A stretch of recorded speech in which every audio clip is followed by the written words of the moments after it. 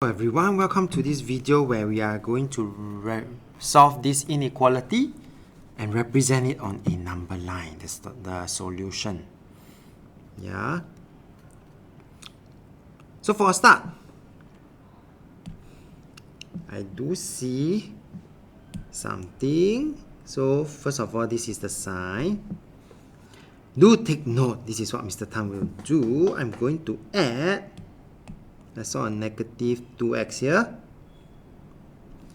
and I'm actually trying to make sure that one side only have x, right? And this being negative, I don't like to work with negative, so I'm going to add 2x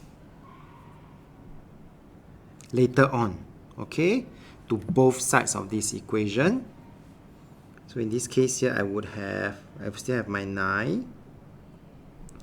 I will have a plus 2x. So here I have negative 2x plus 2x. So that negative 2x plus 2x will give me 0. So later on, I gotten rid of that. Well, next part though, I still have a plus 17 here. Remember, the objective, eventually, I would like to have only one side have all the letters, the other side all the numbers. So I saw a positive 9 here. That's why you will see Mr. Tan minus 9 on both sides. So that 9 minus 9 will become 0. So eventually, I will only have a positive 2x here. 17 minus 9 will give me positive 8. And finally, I just need to divide by 2 on both sides. That will give me 1x. 8 divided by 2, 4. And because we are dividing by a positive number 2, we do not change the inequality sign.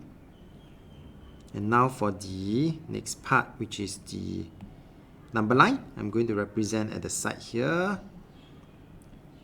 Okay, use a ruler please.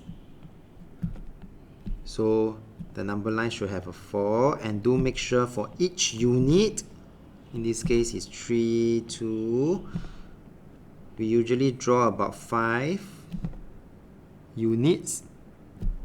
Make sure that the units are quite equally spaced out, and this is 4, and because there is a equal sign, that's why I'm going to color the circle.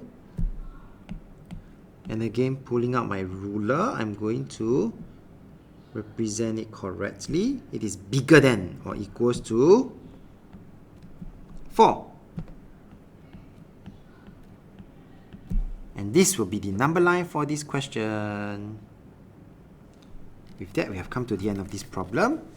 Well, if you like this video, do give it a thumbs up. Thank you for watching and have a nice day.